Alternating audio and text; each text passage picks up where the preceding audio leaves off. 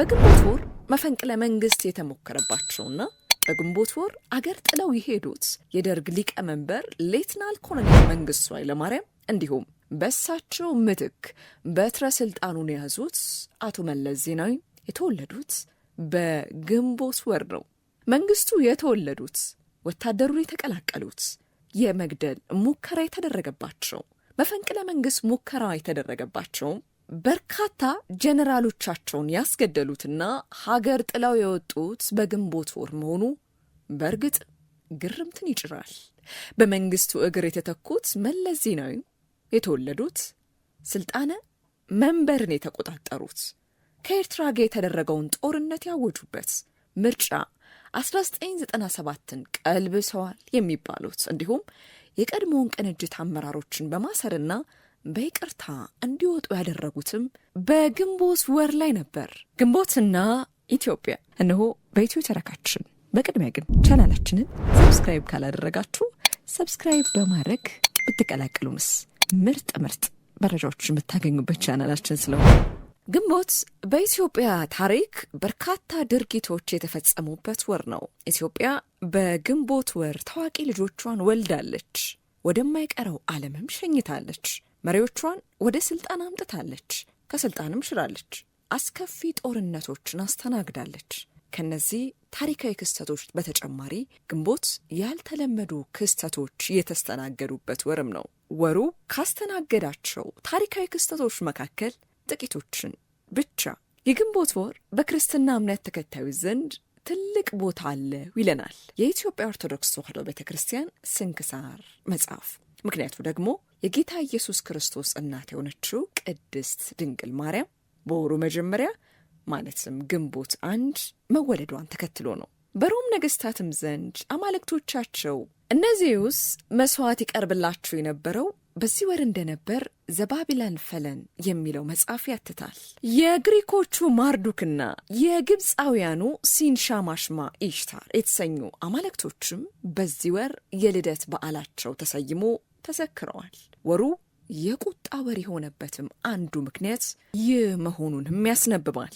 ሌላው የገናናው የሸዋ ንጉሥ የንጉሥ ሳህለ ሥላሴ ልጅ የታላቁ ንጉሠ ነገሥት ዳግማዊ ምኒልክ ያክስት ልጅ እንዲሁም የግርማዊ ቀዳማዊ አፄ ኃይለ ሥላሴ አባት የሆኑት ልዑል ራስ መኮንን ወልደ ሚካኤል የተወለዱት በግንቦት የመጀመሪያው ቀን በ1844 እንደነበር ተክለ ጻድቅ መኩሪያ የኢትዮጵያ ታሪክ በሚለው መጽሐፋቸው አስነብበዋል።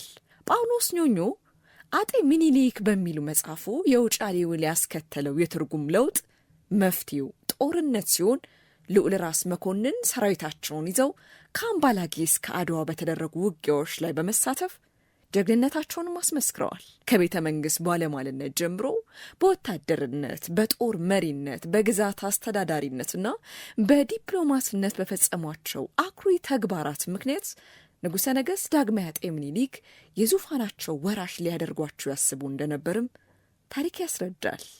እኚህ ታላቅ የሀገር ባለውለታ የግንቦት ትሩፋት መሆናቸውን የታሪክ ድርሳናት መስክረዋል። በግንቦት ወር መፈንቅለ መንግስት የተሞከረባቸውና በግንቦት ወር አገር ጥለው የሄዱት የደርግ ሊቀመንበር ሌተናል ኮሎኔል መንግስቱ ኃይለማርያም እንዲሁም በእሳቸው ምትክ በትረ ስልጣኑን የያዙት አቶ መለስ ዜናዊ የተወለዱት በግንቦት ወር ነው። መንግስቱ የተወለዱት ወታደሩን የተቀላቀሉት የመግደል ሙከራ የተደረገባቸው መፈንቅለ መንግስት ሙከራ የተደረገባቸው በርካታ ጀነራሎቻቸውን ያስገደሉትና ሀገር ጥለው የወጡት በግንቦት ወር መሆኑ በእርግጥ ግርምትን ይጭራል። በመንግስቱ እግር የተተኩት መለስ ዜናዊ የተወለዱት ስልጣነ መንበርን የተቆጣጠሩት ከኤርትራ ጋር የተደረገውን ጦርነት ያወጁበት ምርጫ 1997ን ቀልብሰዋል የሚባሉት እንዲሁም የቀድሞውን ቅንጅት አመራሮችን በማሰርና በይቅርታ እንዲወጡ ያደረጉትም በግንቦት ወር ላይ ነበር። ገናናውና መናኙ የታላቁ አክሱም ንጉሥ አፄ ካሌብ ያረፉትም በግንቦት ወር በሃያኛው ቀን እንደነበር ታሪከ ነገሥት በሚለው መጽሐፋቸው የተነተኑት መምህር ደሴ ቀለቡ አፄ ካሌብ ከአክሱምና ከአካባቢው አልፈው ቀይ ባህርን ተሻግረው የደቡብ አረቢያ ህዝቦችን ያስገበሩ ታላቅ ንጉሥ እንደነበሩና ከአይሁዳዊ ንጉሥ ፊንሃስ ጋር ያደረጉትን ጦርነት በድል ካጠናቀቁ በኋላ አባ ጰንጠሌዎን ገዳም ገንብተው እንደመነኑ ጽፈዋል። በኢትዮጵያ ፖለቲካ ታሪክ ስማቸው በጉልህ ከሚጠቀሱት እንስቶች መካከል አንዷ የሆኑት እቴጌ ምንትዋብ ያረፉትም በግንቦት ወር ነው። የአጼ ባካፋ ባለቤት የነበሩት እቴጌ ምንትዋብ ጎንደር የኢትዮጵያ ነገሥት ማዕከል በነበረችበት ወቅት የነበራቸው ተጽዕኖ ከፍ ያለ እንደነበር ታሪክ ጸሐፊው ተክለ ጻዲቅ መኩሪያ ያስነብበውናል። ባለቤታቸው አጼ ባካፋ ከሞቱ በኋላ በተከታታይ በነገሱት በልጃቸው ዳግማዊ አጼ ኢያሱ እንዲሁም በአጼ ኢዮአስ ዘመነ መንግስታት ትልቅ ሚና ነበራቸው። ከፖለቲካ ተሳትፏቸው በተጨማሪ ዛሬም ድረስ በበርካታ ጎብኚዎች የሚጎበኙ አብያተ ክርስቲያናትን አሳንጸዋል። ከዚሁም ከመካከለኛው ዘመን የኢትዮጵያ ታሪክ ሳንወጣ አጼ ሰይፈ አርዕድና አጼ እስክንድር ከዚህ ዓለም በሞት የተለዩትም በግንቦት ወር መሆኑ በታሪክ ተዘግቧል። አንጋፋውና ዝነኛው ጋዜጠኛ ጳውሎስ ኞኞ ይህችን ዓለም በሞት የተለያትም ግንቦት 29 1984 መሆኑን ዜና እረፍቱ ይነግረናል። የጳውሎስ ኞኞ ስም ሲነሳ ወደ አብዛኛው ሰው አእምሮ የሚመጣው በቀለም ትምህርት ብዙም ሳይገፋ በድፍን ኢትዮጵያ ዝነኛና ተወዳጅ ለመሆን ያበቃው የጋዜጠኝነት ስራው ነበር። ተጓዡ ጋዜጠኛ ሄኖክ ስዩም ግንቦት 17 2010 ግንቦት በታሪካችን ምዕራፍ በሚል ባሰፈረው ጽሑፍ ታሪክ ከግንቦት ጋር የተለየ ነገር አለው እንድንል የሚያደርገን ግንቦት የንግስና ወር በመሆኑም ጭምር እንደሆነ ገልጾ ግንቦት ቤተ መንግሥት የገባው ኢህአዴግ ብቻ አይደለም ሲል ተንትኗል። ለምሳሌ አጤ ምኒልክ ለመጀመሪያ ጊዜ ወራሻቸው ልጅ ኢያሱ መሆኑን የገለጹት ግንቦት 10 1901 እንደነበር ጳውሎስ ኞኞን በመጻፉ ጠቅሷል። ግንቦት በታሪካችን ያልተለመዱ ክስተቶችን ያስተናገደ ወር እንደሆነ ለማሳየት ፕሮፌሰር ጌታቸው ኃይሌ በጻፉት ባህር ሐሳብ ላይ ግንቦት 25 1788 መዝገብን ማየት ብቻ ይበቃል ይላሉ።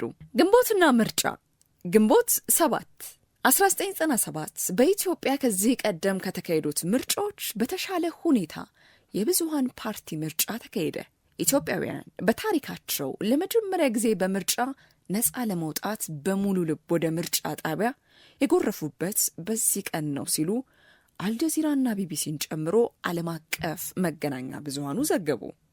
የወቅቱ ጠቅላይ ሚኒስትር መለስ ዜናዊ በምርጫ ዕለት ማታ ከግንቦት 8 1997 ጀምሮ የሚጸና የአስቸኳይ ጊዜ አዋጅን አወጁ። የምርጫውን ውጤት ተከትሎ በተወሰደ መንግስታዊ እርምጃ ብዙዎችን ለሞት ለእስርና ለስደት የዳረገ ክስተት ሆነ። ግንቦት 18 1999 በደርግ ዘመነ መንግስት ከፍተኛ ባለስልጣናት ላይ የሞት ፍርድ የተፈረደባቸው ጊዜ ነው።